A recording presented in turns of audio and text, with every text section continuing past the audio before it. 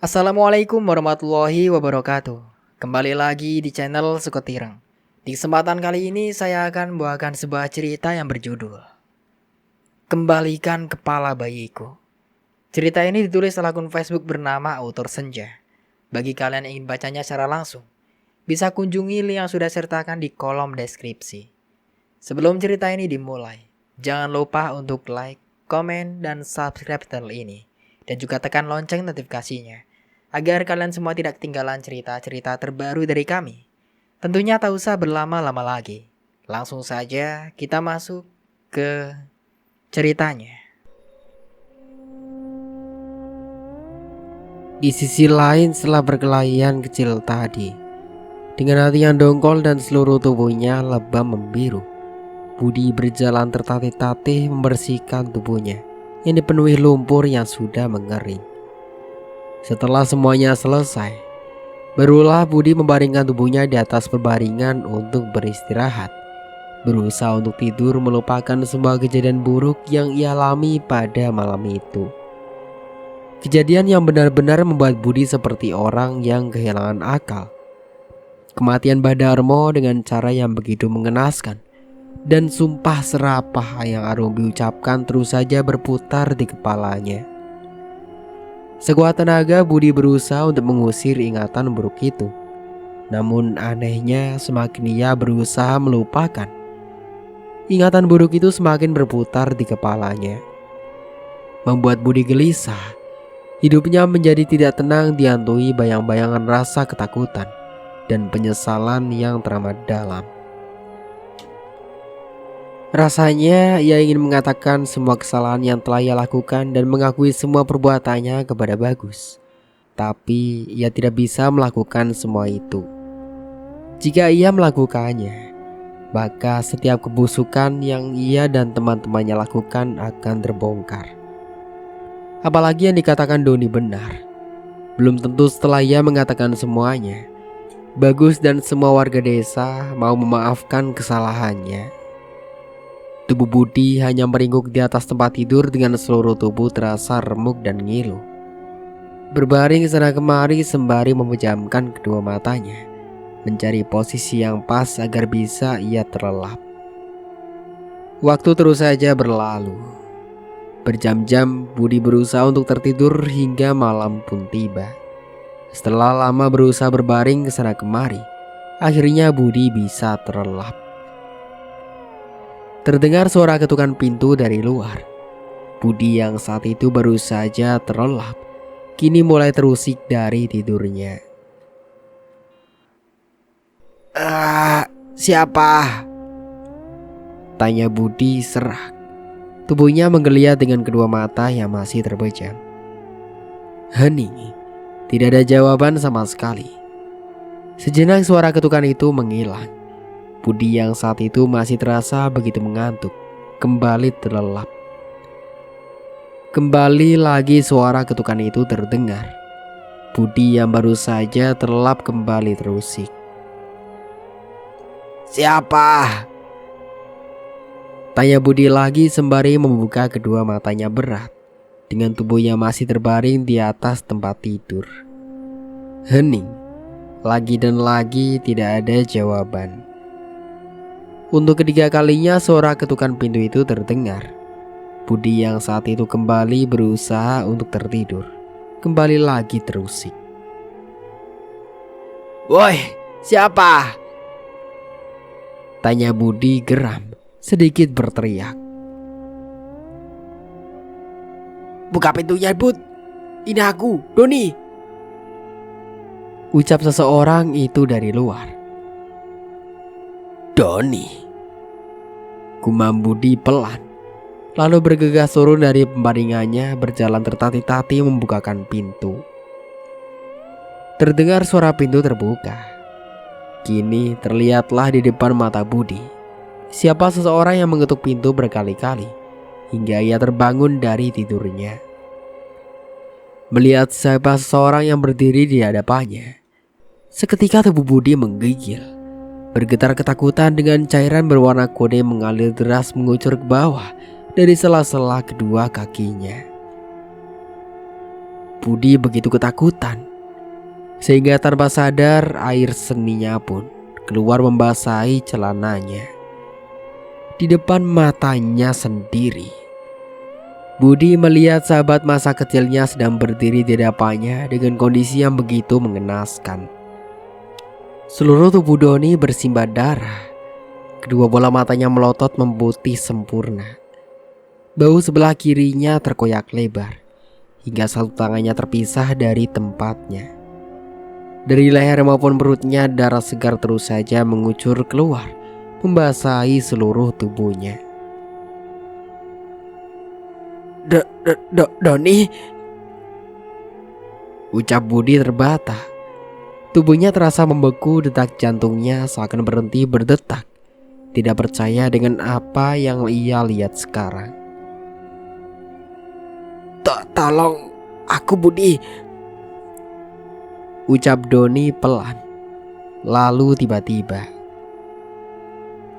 di depan mata kepalanya, Budi melihat Doni sahabat masa kecilnya menggorok lehernya sendiri dengan sebuah golok yang entah dari mana asalnya, sampai kepalanya terputus, terpisah dari tempatnya, terjatuh ke bawah, menggelinding dan berhenti tepat di depan kedua kakinya.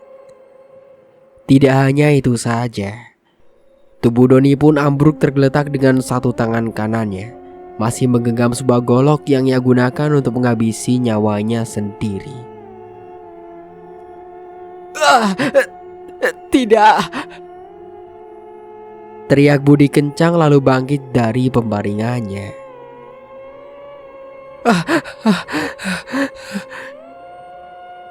Budi ngos-ngosan dengan detak jantung berdetak kencang. Untung cuma mimpi, ucap Budi menarik nafas lega, lalu menyeka peluk keringat yang ada di keningnya. Sejenak Budi terdiam, teringat kembali akan mimpi buruk yang baru saja ia alami. Pikirannya jauh menerawang memikirkan keadaan Doni sekarang. Meskipun Doni sudah bersikap kasar kepadanya, tapi Doni tetaplah sahabatnya. Tidak lama setelah duduk terdiam, terhanyut dalam pikirannya, Budi pun bergerak turun dari pembaringannya menuju dapur, membasahi tenggorokannya yang terasa kering. Belum juga Budi menuntaskan rasa hausnya, terdengar suara seseorang mengetuk pintunya dari luar. Mendengar suara ketukan pintu itu, seketika Budi melompat kaget dengan degup jantung tak karuan, sembari meneguk salivanya kasar. Teringat kembali akan mimpi buruk yang baru saja ia alami. Kembali suara ketukan pintu itu terdengar. Budi hanya diam mematung. Bulu kuduknya mulai meremang. Hawa dingin mulai berembus menyentuh pori-pori kulitnya. Tubuh Budi bergetar hebat. Ketakutan mulai menjalari ke seluruh tubuhnya. Perasaan Budi mulai tak karuan. Batinnya mengatakan ada yang tidak beres dengan ketukan pintu itu. Pikirannya mulai berkecamuk, menerawang jauh takut-takut jika yang mengetuk pintu itu bukanlah manusia, melainkan sosok Karumbi yang ingin menuntut balas atas kematiannya.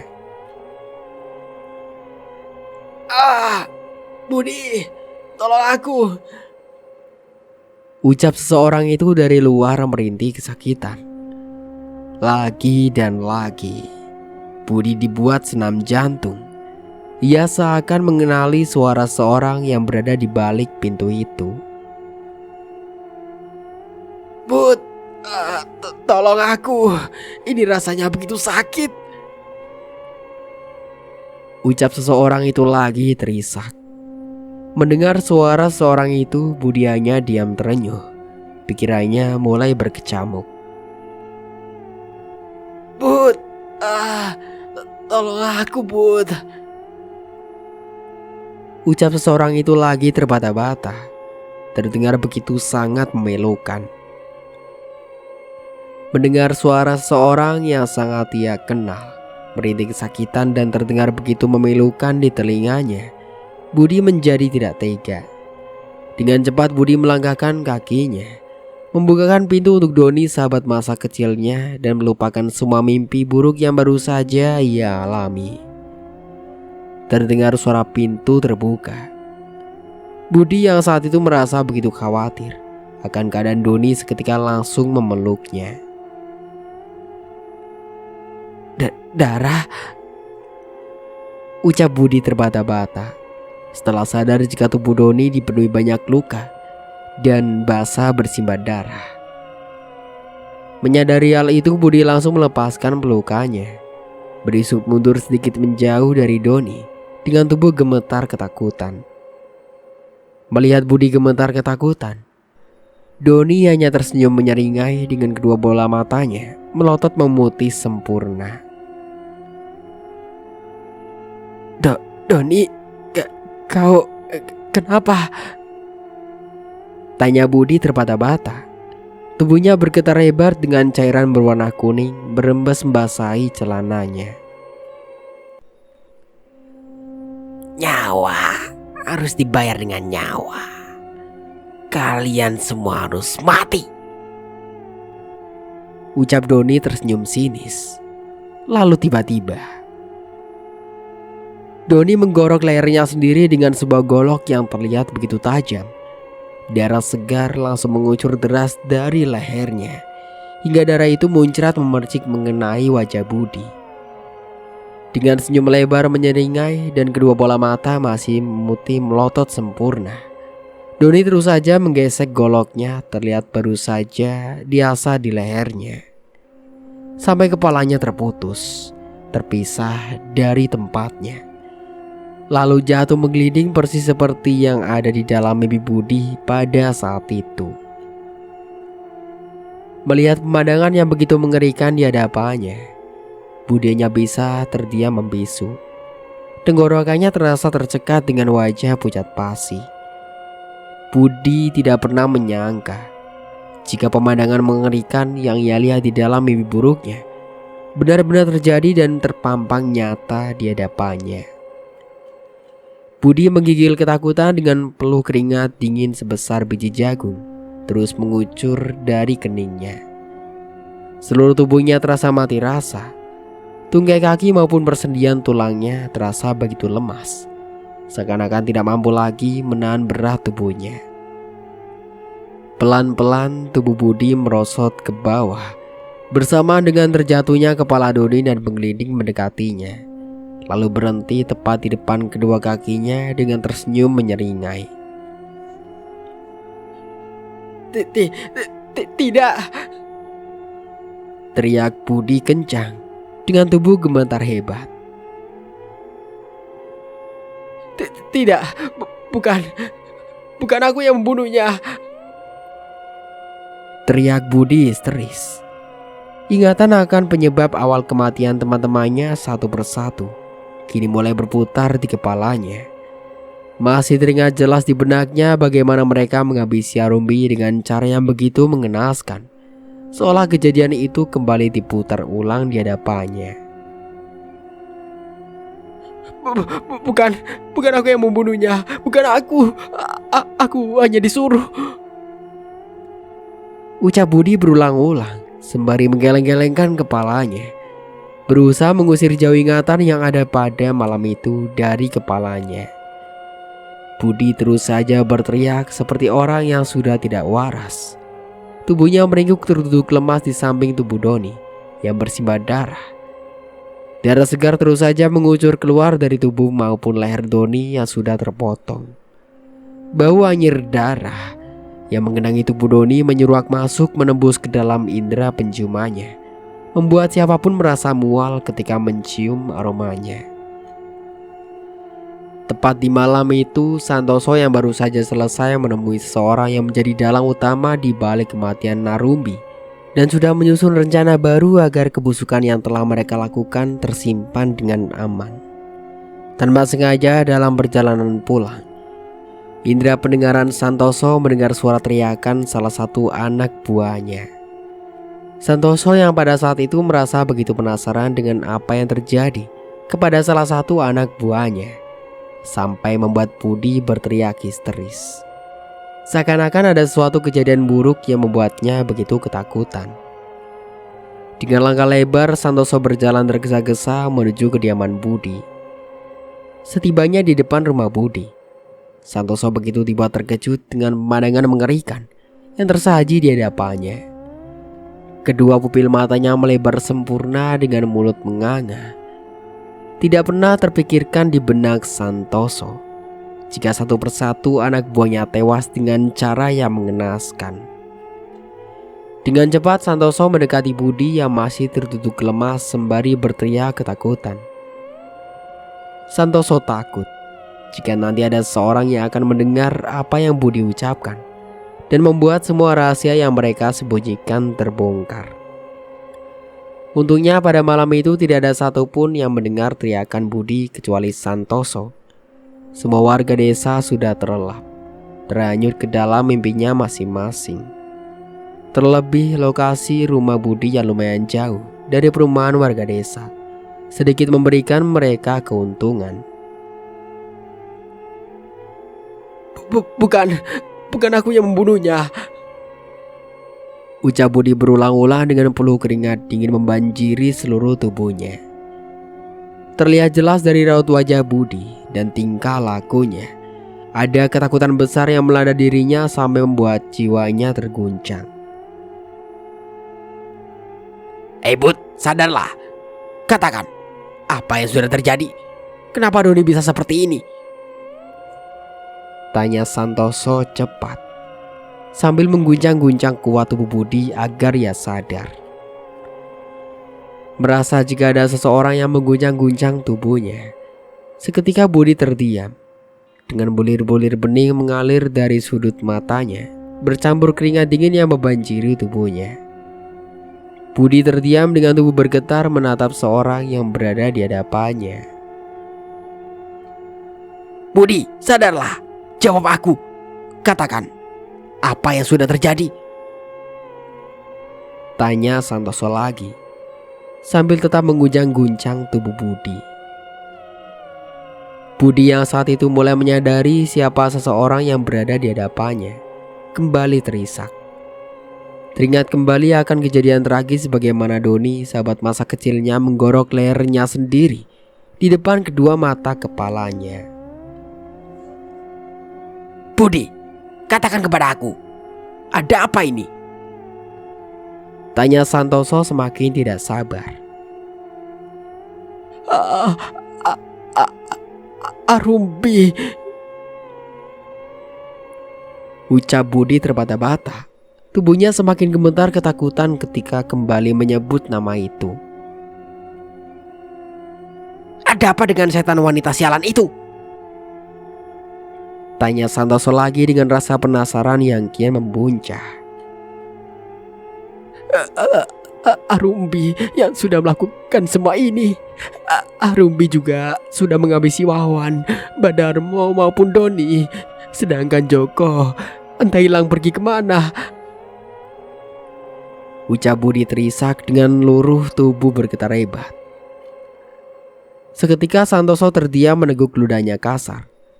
Ternyata Santoso belum tahu sama sekali jika Mbak Darmo, dukun sakti andalannya, telah tewas dengan cara yang begitu mengenaskan di tangan Arumbi. Santoso tidak pernah menyangka jika Jin Korin yang selama ini ia anggap remeh mampu mengalahkan Mbak Darmo, dukun sakti yang dikenal akan kehebatan ilmu hitamnya. Aku tidak ingin mati. Aku mau masih hidup. Aku tidak ingin mati secara mengenaskan seperti yang lainnya, ucap Budi terisak dengan tubuh bergetar. Santoso masih terdiam mematung. Pikirannya terasa kalut. Ia benar-benar tidak bisa berpikir dengan jernih.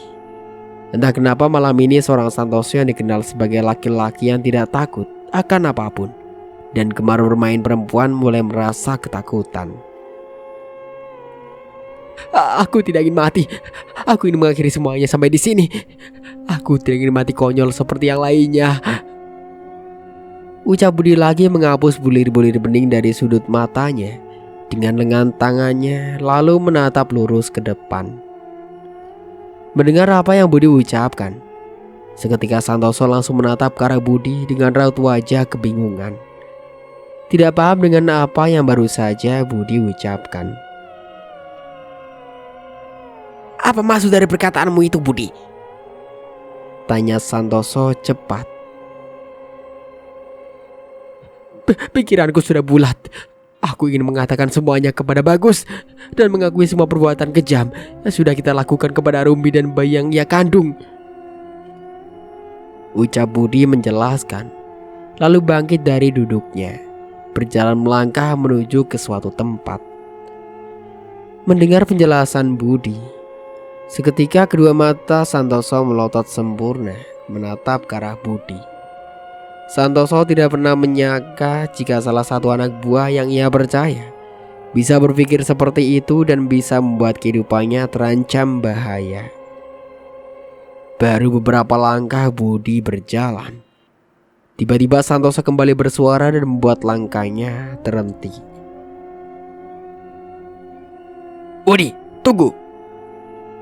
Panggil Santoso, berusaha untuk menghentikan tindakan bodoh yang ingin Budi lakukan.